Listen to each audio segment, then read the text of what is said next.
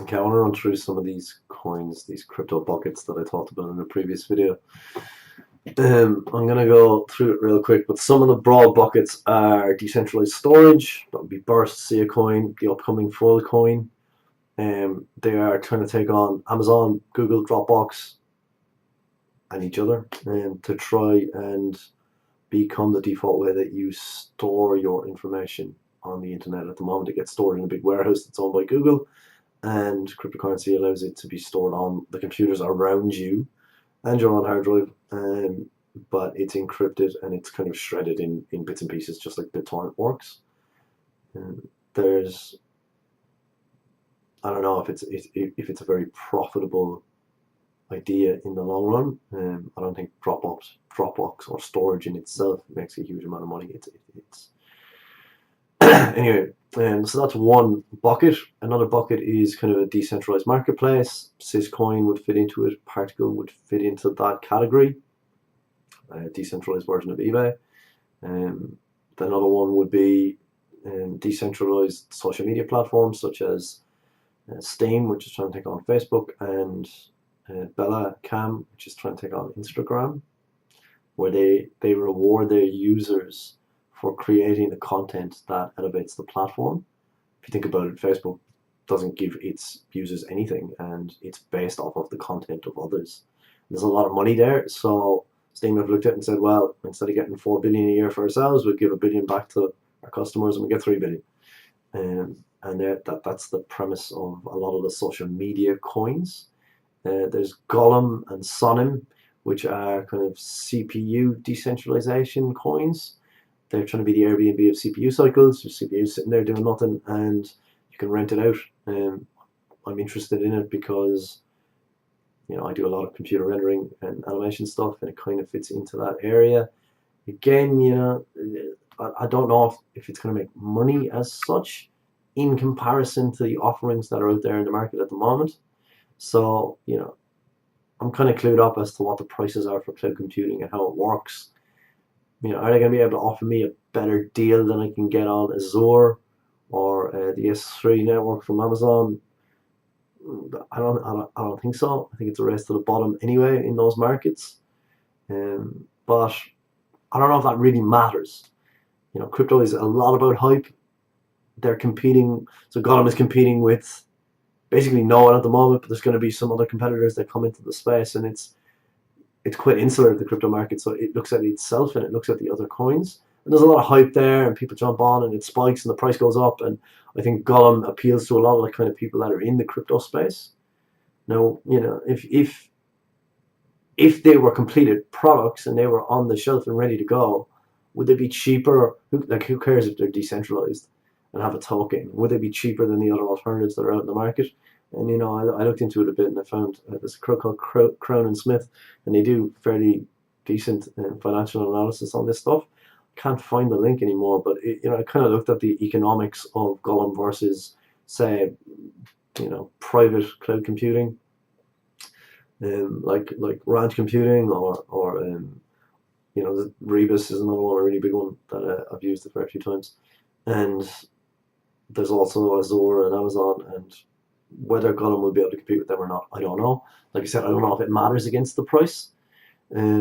Dash, there's loads of them in a kind of Dash category. There's a whole bunch of Bitcoin clones, including Bitcoin Cash, but there's been loads of Bitcoin clones before that. Monero, all of these payment methods that in some way overlap with Bitcoin, so they represent kind of the currency crypto bucket. Zcash is another one.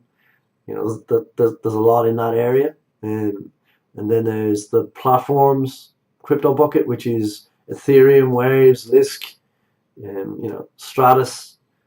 They're all trying to be this platform on which you can execute code to execute contracts or build apps on top of it. So then there's the apps crypto bucket, which would be Civic and Status, and we're going to see more and more of these apps that are built on top of Ethereum that allow you to do various things. Status is trying to be a messaging system that allows you to have payment inside of it, like a bank account crossed with Facebook Messenger.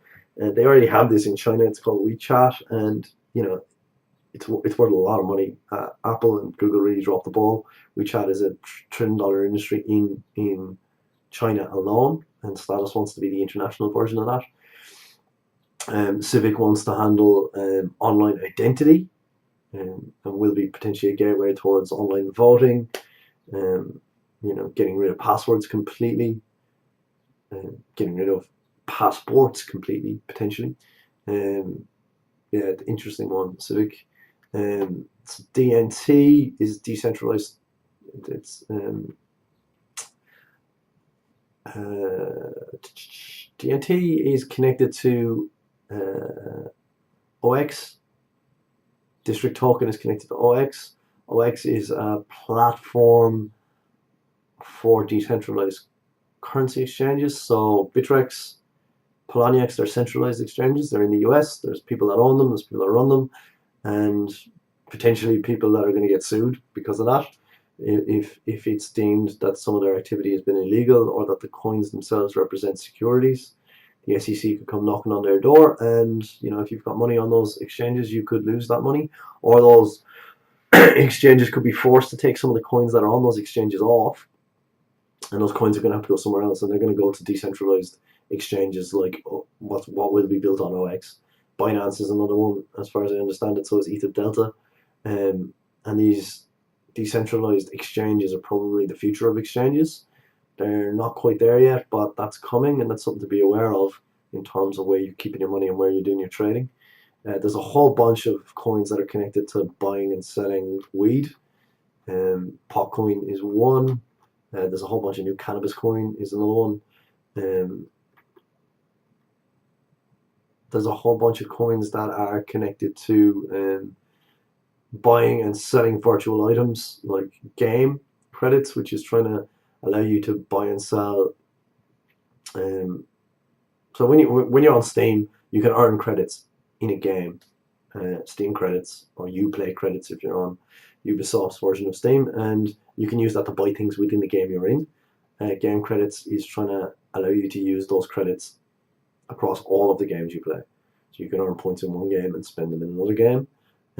It's about to be in competition with an ICO called D-Market, where D-Market are going to allow you to use those credits to buy real things. So they're going to kind of cross over into the decentralized marketplace space and try and bridge that gap. But that's game credits. There's another one called EGIN, which is coming out, which does something similar. There's a cryptocurrency bucket for advertising revenue, which includes AdX and BAT token, and I can't remember the other one I did it yesterday. Anyway, there's a whole bunch of them that fit into that area where, if you want to currently advertise on the web, you lose a lot of your money to Google. Google take most of your money. And they're trying to crack into that market. Or Aragorn token and Factum. These are trying to work with private companies and get them onto the internet, and Factum's trying to work with governments. Sorry, and get them onto the blockchain. Factum's trying to work with governments and get them onto the blockchain.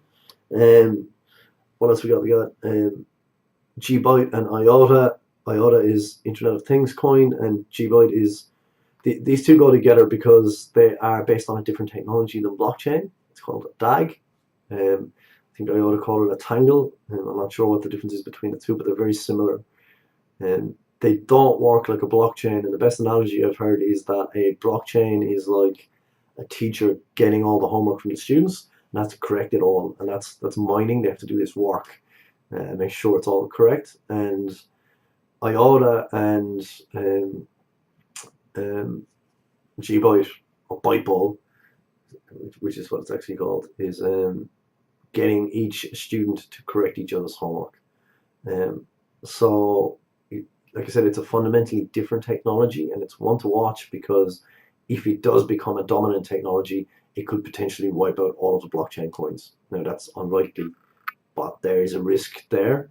That's just the nature of investing in this kind of area where it's all based on technology. New technology can wipe out the old ones.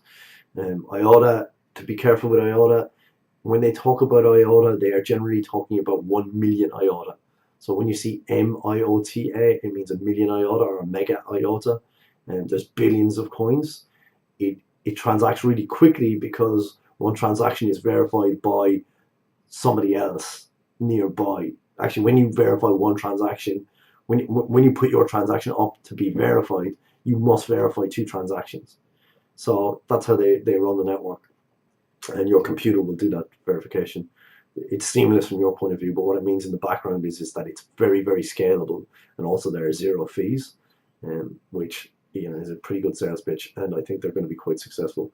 And their main pitch is towards a machine payable economy where one machine would pay another machine for its services. So a bit of a weird example, but you can have a vacuum cleaner that vacuums your house, one of those little robot cleaners, and it might need to fly next door, so it could contact a drone and pay it a microtransaction in IOTA to pick it up and drop it next door, and it would do the next house, and so on. And there will be a machine payable economy. That's where we're headed with this stuff. I'm not sure of the differences between IOTA and GBIT. I'm going to look into that a little bit more. Just looking at this list here, just to jog my memory.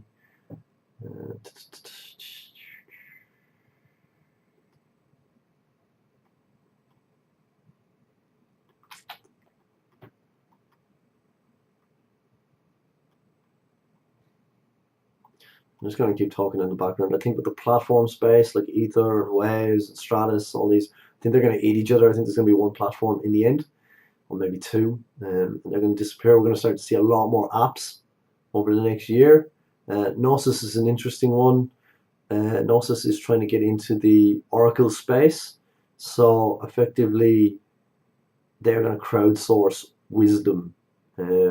So, for example, let's say with Brexit, right, they're going to ask people, what do you think the outcome of Brexit's going to be? And you can stake your money, you can effectively bet your money on what the outcome will be. It's kind of like online gambling. It's in that area.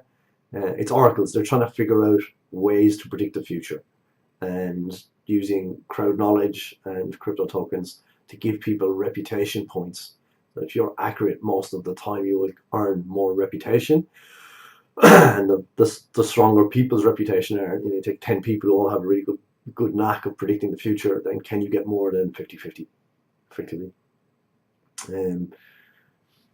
I talked about Gollum already, I think.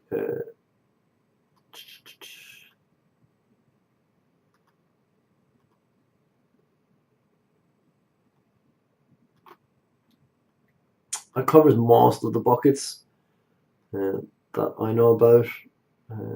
You kind of want to look at your portfolio and see what buckets you're in and what ones you haven't covered. So some of the interesting questions to ask is like, well, if Sys and Partcoin are competitors in this decentralized marketplace, who else is in there and which one's going to win? There's a handful of other tokens actually to do with money transfer.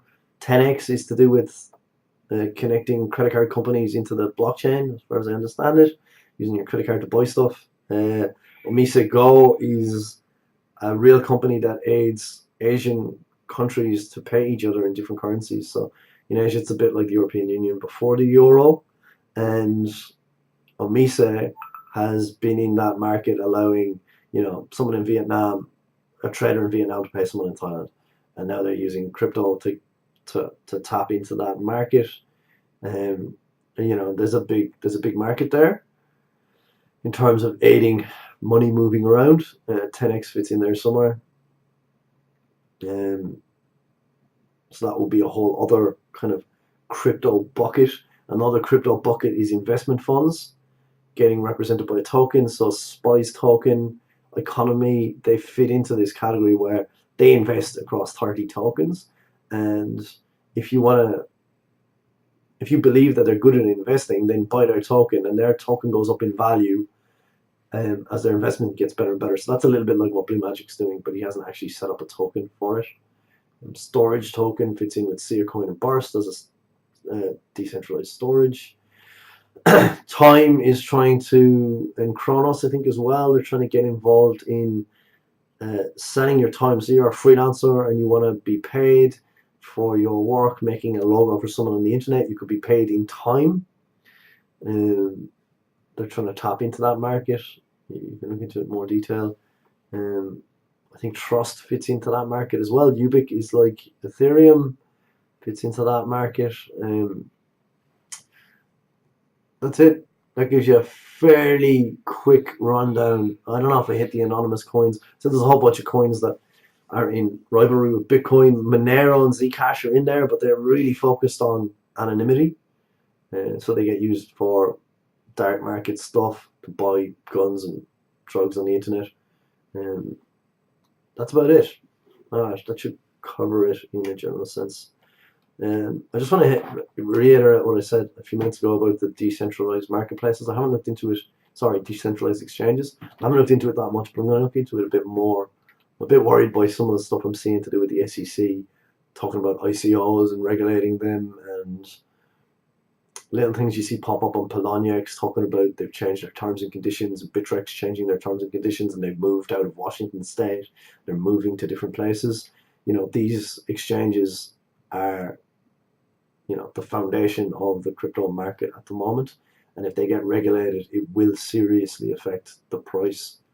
Whether it's in the US or whether it's OK Coin or Bithumb in Korea, OK Coins in China, what happens to those exchanges will have a huge impact.